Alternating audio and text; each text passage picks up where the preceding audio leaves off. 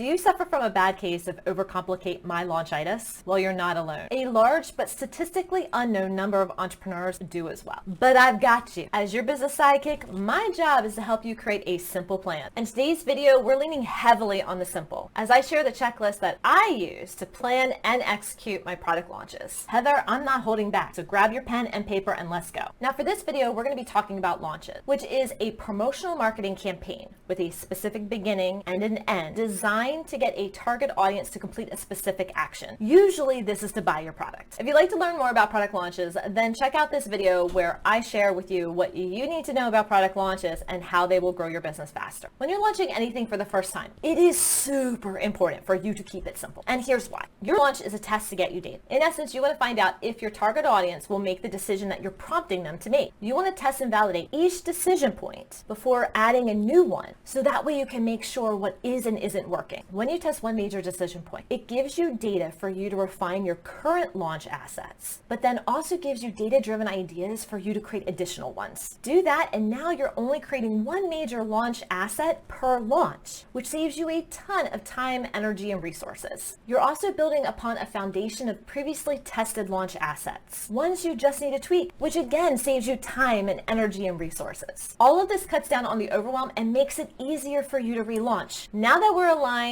and committed to the simple launch, let's get to the checklist. The first step is for you to create a simple launch plan. This lets you know exactly what strategies and tactics you are testing and what launch assets you need to make. Remember, keep it simple, less is more. The second step, create your timeline. When are your specific start and end dates for your launch or your open cart week? Once we know those, we move backwards. We want to make sure that we're building ourselves enough of a runway to warm up our audience and to create all of our assets. Typically, this can take anywhere from 30 days to 3 or more months. Next up, create your list of assets and then build them. To stick with our simple theme, what is the bare minimum that you need in order to be effective? For example, if you're launching your offer for the first time, or what I like to call an alpha launch, then you need to test your offer with your target audience. To do so, you need a means for inviting potential customers to make a purchase. You need a way for them to pay you, and then you need to be able to deliver what they bought. That list of assets could simply be an invitation via direct messenger or email, or even a phone call, a follow-up communication with some basic FAQs answered, a last call communication so they know that this is the last time to get in on this deal, a sales cart page or the way in which they're going to pay you, and a welcome email with a list of instructions as to what they can expect in terms of how they will receive their product and when it will be delivered. That's just 5 assets. That's it. See how it can be that simple? Next comes your warm-up. How will you tease your offer? How will you start talking about the problem and the transformation in a way that your audience will identify with and be drawn to? How will you start to explain your process so that way you build up authority and trust? This could be creating specific content and social posts in the weeks ahead of your launch. Spoiler alert, this is my warm-up for a workshop I'll be hosting, but more about that later. After the warm-up is the pre-launch, and this stage is designed to help you build your email hot list. That's a very specific email list of folks who are the best fit for your product. The pre-launch stage is typically when we start adding more strategies and tactics and activities after we have completed our first initial launch or alpha test to get that data. Next comes our open cart period or our actual launch. This is the specific period of time that your offer is on sale. I like to keep this window short, between 3 to 5 days, because it really cuts down on the amount of assets that you have to create. And again, it just depends on your plan. Rule of thumb is to keep it simple and short until you have the team to support a more complex and longer launch. After you close the cart, it's time for you to deliver what you promised. This is where you ensure that all your new customers are welcome and onboarded. Part of the onboarding process is to make sure that they know what to expect, when to expect it, and where they need to go to have questions answered. Last but not least, but what often gets overlooked and skipped, is to celebrate and debrief after your launch. Remember how I said every launch is a test? Well, we need to celebrate that we successfully ran our launch. We created the plan, we implemented it, we built out all of our assets, we put it out into the world, we got data, and now we can review, refine, and repeat. During a launch debrief, we look at the different decision points and what the data tells us. It helps us identify what worked well, what we may need to improve, gaps that we need to fill, and areas we may need additional support. And that's it. 8 simple steps. The amount of work that goes into those steps is going to be completely dependent upon how simple you make your launch plan. The challenge is we overcomplicate the plan because we are afraid of those launch crickets. You know, the ones that chirp very very loudly when no one is buying. We add more and more to the plan because we think more will mean less crickets. But y'all, that isn't true. In my next video, I'll share with you what you can do if you run into those crickets and why they really aren't something you should dread. Well, I hope you found this video helpful, and if you did, I'd appreciate it if you gave it a like. Every week I post a new bite-sized video breaking down the process of launching and growing a sustainable business into simple steps. If that's your cup of chocolate, be sure to subscribe and click the notification bell so you never miss out when a new video drops. Let's keep the conversation going. In the comments below, let me know how you tend to overcomplicate your launch process and which one of these steps you're going to be working on next. I look forward to reading your comments and seeing you in the next video.